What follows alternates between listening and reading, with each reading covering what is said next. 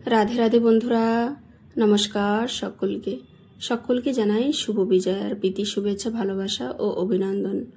बड़ोदेरके जानाई आमार प्रणाम एवं छोटोदेर जन्य रइल आमार अनेक अनेक भालोबासा।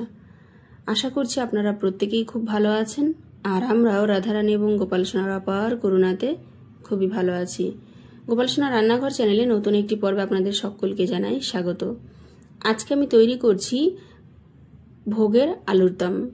सामने लक्ष्मी पूजा आसছে, যে কোনো পূজা পার্বণের দিনে এইভাবে নিরামিষ ভোগের আলুর দম একবার তৈরি করে দেখবেন, খেতে কিন্তু অমৃতের মতো লাগবে। খুবই সহজে ঘরোয়া উপকরণে তৈরি করব। আশা করছি রেসিপিটি আপনাদের ভীষণই ভালো লাগবে, তাই না স্কিপ করে সম্পূর্ণ রেসিপিটি পাশে থেকে দেখার জন্য অনুরোধ রইল। তো চলুন কথা না বাড়িয়ে চটপট রেসিপিটি শুরু করা যাক। তো বন্ধুরা দেখুন, নিরামিষ আলুর দম তৈরি করার জন্য সবার প্রথমে কিন্তু আমি আলুগুলোকে খুব সুন্দরভাবে ডুমো ডুমো করে বানিয়ে নিয়েছি। এখানটা আমি কিন্তু মাঝারি সাইজের আলুগুলো নিয়েছি এবং দুটো করে ভাগ করেছি, মানে দু টুকরো করে হয়েছে। তো দেখুন আলুগুলোকে খুব সুন্দরভাবে ধুয়ে কিন্তু একটা পাত্রে আমি রেখে দিয়েছি। এছাড়া নিয়ে নিয়েছি পাকা টমেটো। তো দেখুন একটা পাকা টমেটোকে আমি ডুমো ডুমো করে বানিয়ে রেখেছি। এই টমেটোটাকে কিন্তু আমি পেস্ট করে নেব।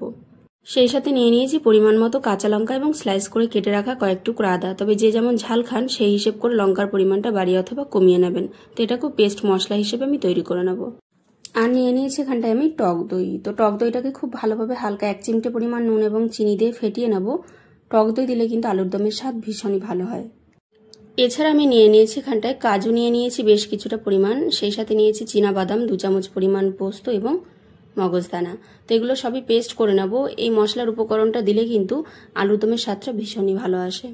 এবং শুকনো মশলার উপকরণ হিসেবে নিয়ে নিয়েছি আমি গোটা সাদা জিরে 2 চামচ পরিমাণ এবং গোটা গরম মশলা। তো এটাকে আমি পেস্ট করে নেব। তো বন্ধুরা চলুন এবার রান্নার মেন কোর্সে প্রবেশ করা যাক। তো বন্ধুরা দেখুন এদিকে একটা কড়াই বসিয়ে দিয়েছি এবং এর মধ্যে আমি দিয়ে দিচ্ছি পরিমাণ মতো জল।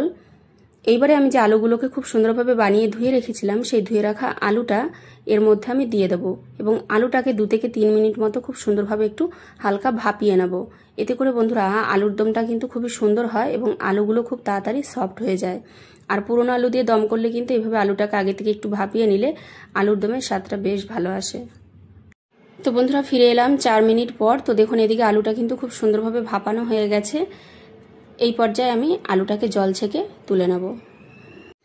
তো বন্ধুরা দেখুন এদিকে আমি কড়াই বসিয়ে দিয়েছি এবং কড়াইটাকে বেশ ভালোভাবে একটু গরম করে নিয়েছি।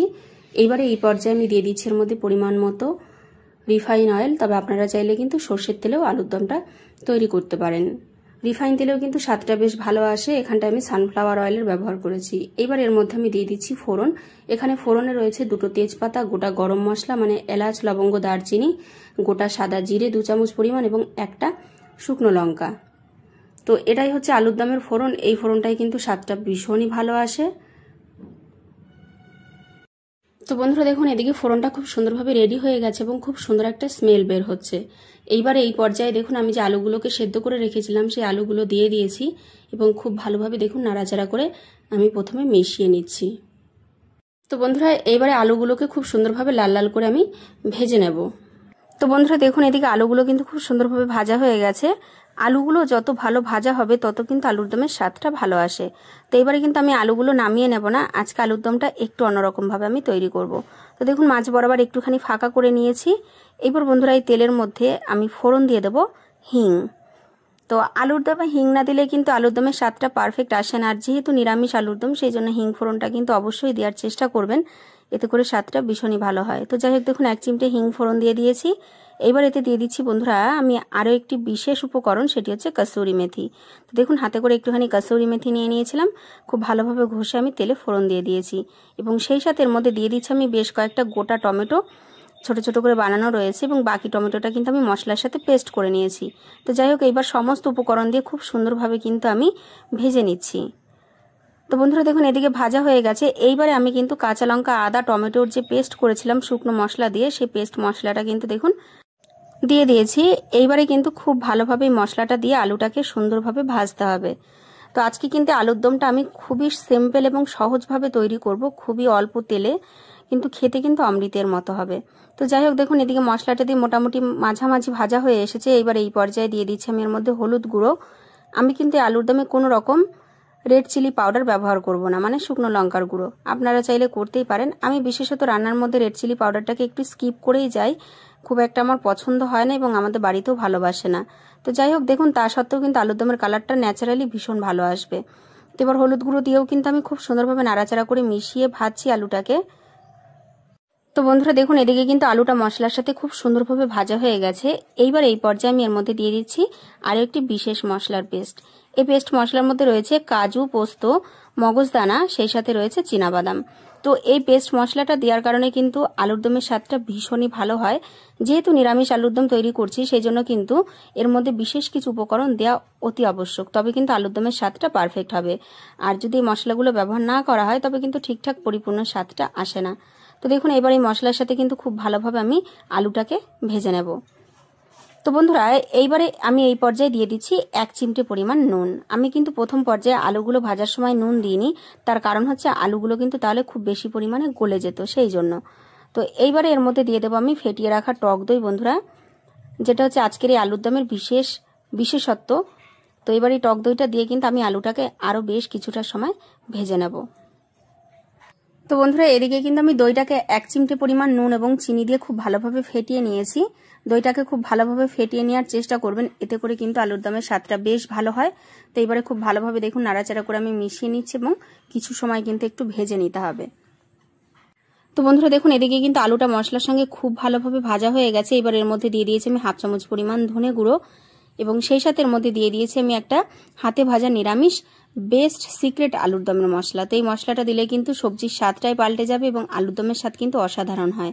তো এই দুটো মশলাই দিয়েছি, এছাড়া আর বেশি কোনো মশলা আমি এই আলুর দমের মধ্যে দেবো না। এবারে খুব ভালোভাবে দেখুন নাড়াচাড়া করে আর একটুখানি ভেজে নিচ্ছি। তো বন্ধুরা আলুটা কিন্তু আমার খুব সুন্দরভাবে ভাজা কমপ্লিট। এবার এর মধ্যে দিয়ে দিচ্ছি আমি মশলার বাটি ধোয়া জল। তো মশলার বাটি ধোয়া জল দিয়ে কিন্তু খুব ভালোভাবে নাড়াচাড়া করে মিশিয়ে নেব আর 1 থেকে 2 মিনিট মতো আর একটু ভেজে নেব। তো বন্ধুরা দেখুন, এদিকে কিন্তু আলুটা খুব সুন্দরভাবে আমি ভেজে নিয়েছি এবং মশলা থেকে তেল ছাড়তে শুরু করেছে। তো এই পর্যায়ে আর ভাজা যাবে না। এবারে আমি এর মধ্যে দিয়ে দিচ্ছি পরিমাণ মতো জল। তো এই সময় কিন্তু অসম্ভব সুন্দর একটা স্মেল বের হচ্ছে। এরকম কষা আলুর দম খেতেও কিন্তু ভীষণই ভালো লাগে। তো যাই হোক দেখুন, পরিমাণ মতো জল দিয়ে দিয়েছি। এবারে খুব ভালোভাবে আমি নাড়াচাড়া করে মিশিয়ে নিচ্ছি এবং 5 মিনিট মতো আমি ফুটিয়ে নেব। তো বন্ধুরা ফিরে আসছি 5 মিনিট পর। 5 মিনিট মতো ফুটিয়ে নিলেই কিন্তু রেডি হয়ে যাবে আজকের এই দুর্দান্ত স্বাদ। তো বন্ধুরা দেখুন, এদিকে ফিরে এলাম 5 মিনিট পর। এদিকে কিন্তু আলুর দমটা প্রায় রেডি হয়ে গেছে। এবার নামানোর আগের মধ্যে দিয়ে দিচ্ছি আমি স্বাদ মতো নুন। যেহেতু আমি প্রথম পর্যায়ে একটু নুন দিয়েছিলাম, সেই জন্য এখন বাকি আর কিছুটা পরিমাণ নুন লাগবে স্বাদের ভারসাম্যের জন্য। এবং বন্ধুরা এর মধ্যে দিয়ে দিচ্ছি আমি 1 চিমটি পরিমাণ চিনি। চিনি দিলে কিন্তু স্বাদের ব্যালেন্স খুব ভালো হয়। এবং সবশেষে বন্ধুরা এখানটা আমি দিয়ে দিচ্ছি কিছুটা পরিমাণ ধনেপাতা কুচি এবং নামানোর আগে এর মধ্যে দিয়ে দিচ্ছি আমি সানরাইজের শাহি গরম মশলার গুঁড়ো। তো এই সমস্ত উপকরণ দিয়ে খুব ভালোভাবে কিন্তু এখন আমি নাড়াচাড়া করে মিশিয়ে নেব। তো বন্ধুরা দেখুন, আমি কিন্তু খুব ভালোভাবে নাড়াচাড়া করে মিশিয়ে নিচ্ছি এবং দেখুন কালারটা কত সুন্দর এসছে ন্যাচারাল ভাবে। তো গ্রেভিটা কিন্তু দেখুন খুব সুন্দর পারফেক্ট পর্যায়ে আছে, কারণ আলুর দম কিন্তু নামিয়ে ঠান্ডা করলে কিন্তু এই গ্রেভিটা আরো অ্যাবজর্ব হয়ে একদম শুকনো হয়ে যাবে। তো এর থেকে আর বেশি ফোটাবো না। এই পর্যায়ে আমি গ্যাসের ফ্লেম অফ করে দেবো এবং একটা পাত্রে নামিয়ে আমি পরিবেশন করে আপনাদের সামনে ফিরে আসছি। তো বন্ধুরা দেখুন ফাইনালি কিন্তু রেডি হয়ে গেছে আজকের এই দুর্দান্ত স্বাদে নিরামিষ ভোগের আলুর দম। তো আমি একটা পাত্রে পরিবেশন করে দিয়েছি, আপনারা দেখে বলুন কতটা সুন্দর হয়েছে। বন্ধুরা দেখতে যতটা না বেশি সুন্দর, খেতে কিন্তু অমৃতের থেকেও অসাধারণ ছিল। অপূর্ব সুন্দর একটা স্মেল বের হচ্ছে। সামনে লক্ষ্মী পুজো আসছে, আপনারা কিন্তু যে কোনো পূজা পার্বণে কিন্তু এরকম নিরামিষ ভোগের আলুর দম তৈরি করে খিচুড়ি অথবা লুচির সাথে কিন্তু পরিবেশন করতেই পারেন। এতে করে কিন্তু মা লক্ষ্মী প্রসন্ন হবে এবং বাড়ির সকলে কিন্তু এই প্রসাদটা খেয়েও খুবই তৃপ্তি পাবে এবং প্রশংসা করতে তো বাধ্যই হবে। তো দেখুন আমি কিন্তু একটা পাত্রে কিন্তু এই আলুর দমটাকে পরিবেশন করে একটু দেখিয়ে দিচ্ছি আপনাদের। দেখুন গ্রেভিটা কত সুন্দর একটা টেক্সচার এসছে। তো আলুর দমটা যত ঠান্ডা হবে গ্রেভিটা কিন্তু একদম অ্যাবসর্ব হয়ে যায়, খেতে কিন্তু ভীষণই ভালো লাগে। তো দেখুন এদিকে আলুটাও কিন্তু মোমের মতো গলে গেছে, অথচ ভেঙে যায়নি। তো আলুটাও কিন্তু মুখে দিলে মিলিয়ে যাচ্ছিল, খেতে কিন্তু অপূর্ব অসাধারণ, এক কথায় অমৃতের থেকেও বেশি সুন্দর ছিল। তো যাই হোক ফাইনালি আশা করছি বন্ধুরা আজকের এই দুর্দান্ত স্বাদে নিরামিষ ভোগের আলুর দম আপনাদের ভীষণই ভালো লেগেছে। যদি ভালো লেগে থাকে তাহলে অবশ্যই ভিডিওটিকে একটি লাইক কমেন্ট শেয়ার করবেন এবং চ্যানেলে যদি নতুন বন্ধু হয়ে থাকেন তাহলে অবশ্যই চ্যানেলটিকে সাবস্ক্রাইব করে আমার গোপাল সোনার পাশে থেকে অনেক অনেক ভালোবাসা দিয়ে সাপোর্ট করবেন। এবং সেই সাথে যদি আপনারা ফেসবুক অথবা ইনস্টাগ্রাম থেকে দেখে থাকেন তাহলে অবশ্যই পেজ দুটিকে ফলো করে পাশে থাকবেন। আর আজকের এই নিরামিষ ভোগের আলুর দমের রেসিপিটা আপনাদের কেমন লাগলো অবশ্যই কমেন্ট বক্সে জানাবেন এবং নেক্সট কি ধরনের রেসিপি আপনারা দেখতে চান সেটাও কিন্তু কমেন্ট বক্সে জানাতে একদম ভুলবেন না বন্ধুরা। তো যাই হোক, আজ এখানেই ভিডিওটা সমাপ্ত করছি। দেখা হবে আবার একটা সুন্দর রেসিপি নিয়ে নতুন একটা পর্বে আপনাদের সঙ্গে। ততক্ষণ পর্যন্ত আপনারা সকলে খুব ভালো থাকবেন, সুস্থ থাকবেন এবং গোপাল সোনা রান্নাঘর চ্যানেলের সাথে নিত্য নতুন নিরামিষ রেসিপি পেতে চ্যানেলটির সাথে জুড়ে থাকবেন। তো যাই হোক, সকলে খুব ভালো থাকবেন, সুস্থ থাকবেন, পাশে থাকবেন। সকলের জন্য রইল অনেক অনেক ভালোবাসা এবং শুভকামনা। রাধে রাধে, জয় গোপাল।